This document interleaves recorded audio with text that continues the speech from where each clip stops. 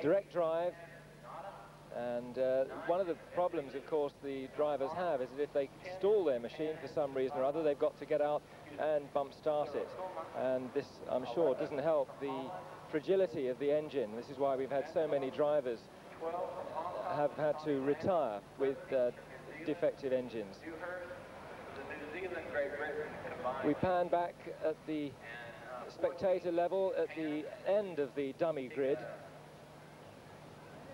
Admission charge to the park area this year, of course, as in previous years, but no charge for the youngsters over on the grass, just at the back of the stadium. We have two races, I repeat, to show you the Café de Corral 135cc team race, and after that will be a team race for the 100cc machines. And I wouldn't be surprised if the Italians were going to sweep the board in both. They've looked very impressive. Well, I think Simon has a proper grid line-up now in front of him, so perhaps while we're waiting for the karters to get out on the main straight to start the race, perhaps Simon could go through the grid for us.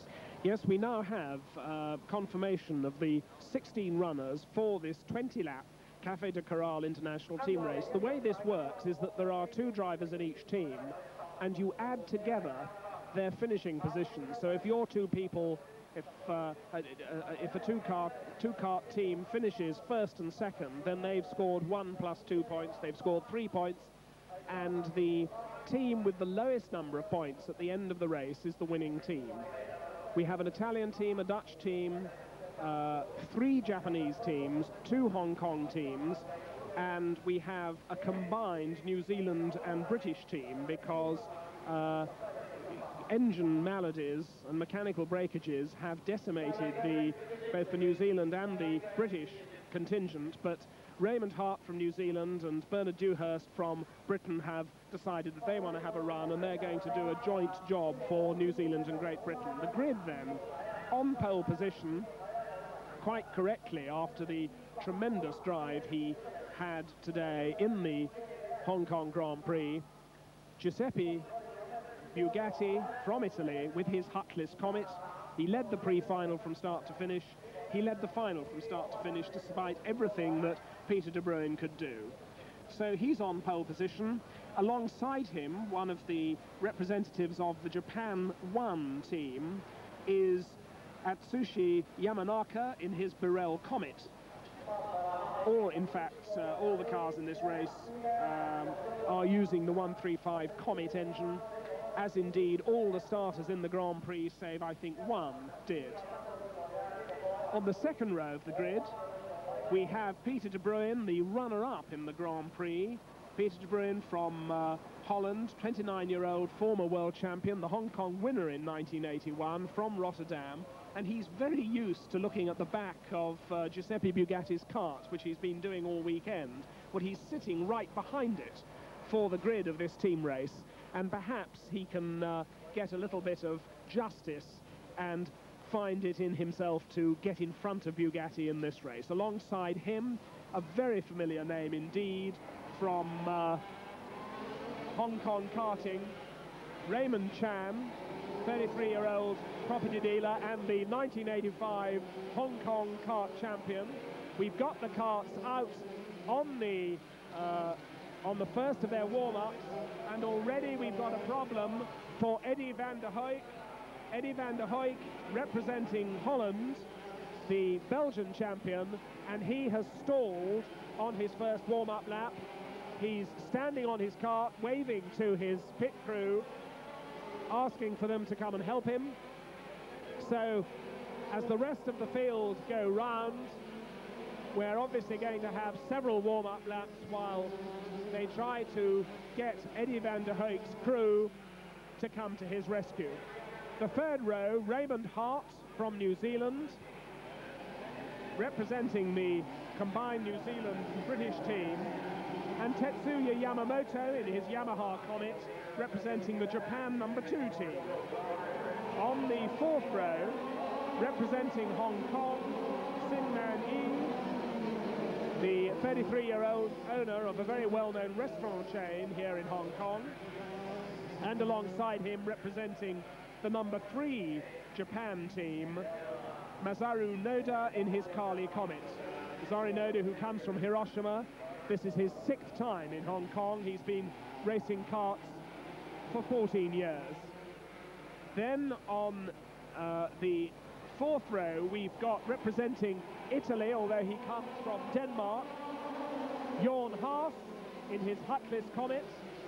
He races under an Italian license, lives in Brescia, has been karting for 13 years. And the other driver in the Japan number 1 team, which is Yunzo Shirakuma, that's the girl driver who's been driving extremely quickly and consistently all day, and she is 10th on the grid, carrying therefore the number 10. Well, we've now got another problem, because Kashima, one of the Japanese, has hit the tyres. There he is, and we therefore haven't got a start yet. Kashima getting pushed away, and he will now do his best to catch up with the rest of the field. I think he's taking a shortcut to try and get round to the correct position for himself at the back of the grid. You can see his kart all on its own in the picture now on the main straight. He was there as the rest of the field come round, and I think this, despite Kashima's delay, could possibly be a start. It is indeed, it's a start, and Bugatti got into the lead and almost collided with De Bruyn, who made a tremendous start and was alongside Bugatti as they went into that first corner. But once again, De Bruyn's efforts are foiled, and he is, I think, in 2nd place in kart number 3, as we see them coming back into our sight for the first of 20 laps. It's certainly Bugatti in the lead, and it's in fact De Bruyn. It is indeed number 3 in 2nd place. So once again we have the Bugatti-De Bruyn battle, 1 and 3 this time, with Yamanaka in 3rd place. 4th is Raymond Hart, the New Zealander, leading the rest of the battle, but 3 karts have made a breakaway. It's Bugatti, De Bruyn and Yamanaka. And once again, Peter De Bruyn condemned to 2nd place behind Giuseppe Bugatti. And Bugatti, in fact, making a little bit of a break this time, and it's Yamanaka who's pushing De Bruyn. Bugatti in the lead. Yamanaka in 3rd place, pushing De Bruyn, who is 2nd. This is lap 3.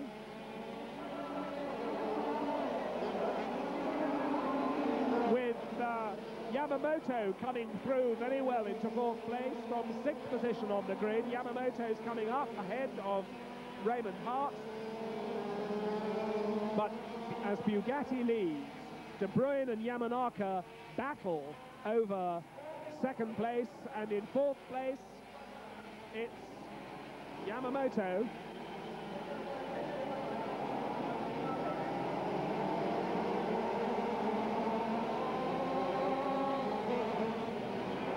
To complete another lap. This is 3 laps completed. 1, 3, 2, 6 and 8. So Noda from Japan has moved up a couple of places, demoting Raymond Hart. And somebody in trouble there, going very wide indeed. That is Yamanaka, who's gone off. Yamanaka going very, very wide over the tyres there, getting it all wrong. We see it again. He came wide onto the main straight. He got onto the rough stuff on the outside, bounced across the tyres. And that was Yamanaka carrying number 2. And that means that Bugatti and De Bruyn are on their own out in front. Yamamoto is 3rd. It's Noda in 4th place. 5th is Eddie van der Hoek, who's come up splendidly from 11th place, so he managed to start after his early delay. He's come all the way up to 5th place, ahead of Jorn Haas, who is 6th. And here's the battle with Yamamoto in 3rd place, leading the pursuit. Yamamoto with the yellow and green crash helmet and the distinctive yellow overalls, being pushed very, very hard indeed. Being pushed by Noda, his countryman, Masaru Noda.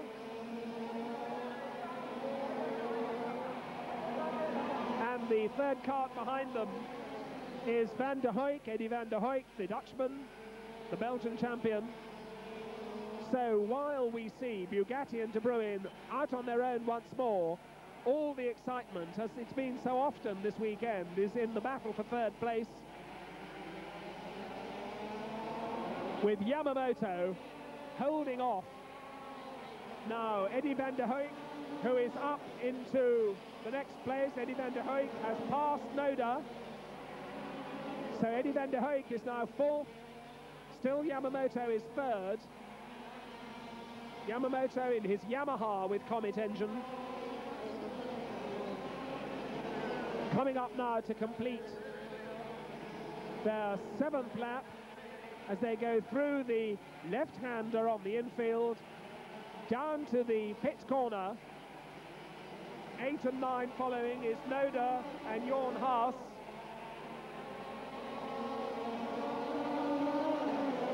And still Yamamoto being, challenged very closely there. They were side by side. Did Yamamoto lose the place? No, he didn't. Somehow he held off that challenge, but Noda is fighting up there as well. No, in fact, Van der Hoek has gone through. Van der Hoek did indeed go through, and he nearly took Noda with him. Van der Hoek has gone through. So Van der Hoek makes up a place. Meanwhile, we've got De Bruyn back onto Bugatti's tail, but the new third man is Eddie Van der Hoek, who has pushed Yamamoto down to fourth place. There's Yamamoto, who is fourth. In fifth place, it's Noda, and in sixth place, it's Jorn Haas. Three-car battle for fourth place, but Eddie Van der Hoek has shaken them off, and Eddie Van der Hoek is pulling away. Still the leaders, Bugatti and De Bruyn. Eddie Van der Hoek up to third. Here's the slow motion of a sideways moment for Yamamoto. Noda in number 8 gets alongside and gets through.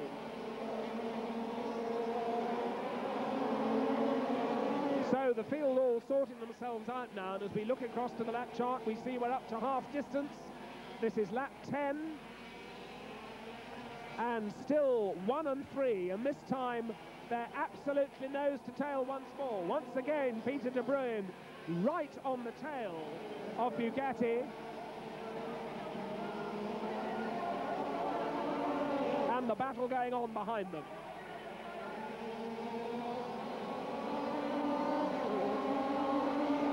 (11, 8, 6 and 9 the order. Van der Hoek in third place. Noda is fourth. Fifth is Yamamoto. Sixth is Jorn Haas.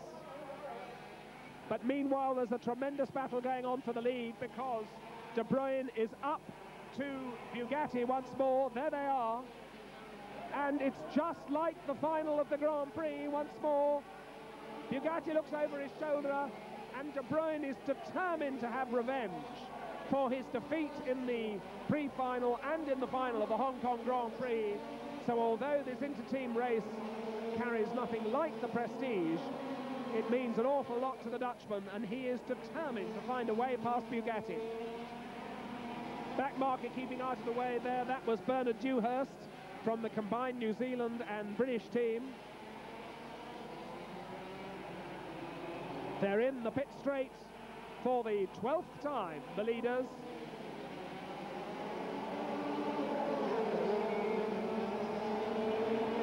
The order behind them hasn't changed. It's still Eddie Van der Hoek up into third place from the 11th starting position. And the leading battle up with back markers now. This could change matters quite considerably. They're on the infield once more. The back marker keeping out of the way was Gable Wong from Hong Kong in number 15. And these little cars bouncing across the bumps as Bugatti and De Bruyn work their way through the back markers. They're coming back onto the main start-finish straight. They're in Caltex Bend, out of Caltex Bend, over the bump. And now they're with the back markers. This is where De Bruyne is going to look for his moment. He's trying for the inside. Just as Bugatti raised his arm to the marshals to say, give the man in front a blue flag, that was when De Bruyne tried to get alongside, and he so nearly got there. But as ever, Bugatti, without the benefit of a rear-view mirror, just seemed to have this sixth sense of where the Dutchman was and slammed the door in his face.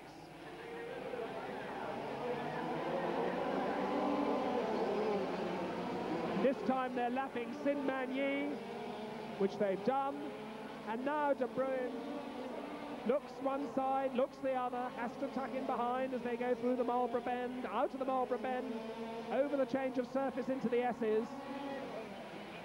And if Bugatti makes the slightest mistake, then De Bruyne will be through. But he's not making any mistakes. This was where they collided last time. De Bruyne almost gets his front wheel alongside Bugatti's back wheel, but it's not enough. Coming up now to complete three-quarters distance.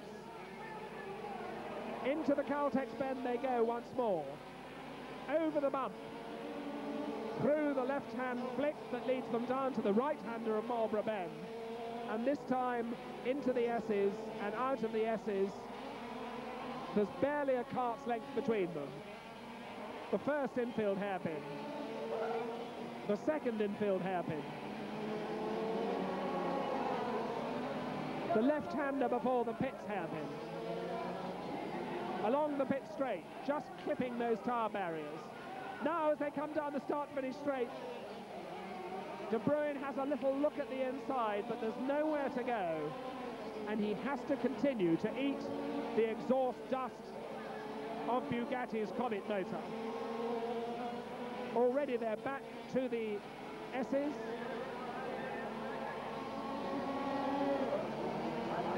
The first of the two infield hairpins, then the second. Bugatti with this very relaxed style, he's reclining back from the wheel, a more hunched style for De Bruyne. 3 laps left to go, they complete 17. Now is De Bruyne going to make a do-or-die effort somewhere? He's got to work out in these closing stages where he's going to make his effort to out-fumble Bugatti. And Bugatti just isn't giving him the opportunity. They're up with a back marker once more. That's Bernard Dewhurst again. And they're side by side, and he's done it. He's done it. He's gone round the outside of the hairpin. Peter De Bruyne leads. Peter De Bruyne.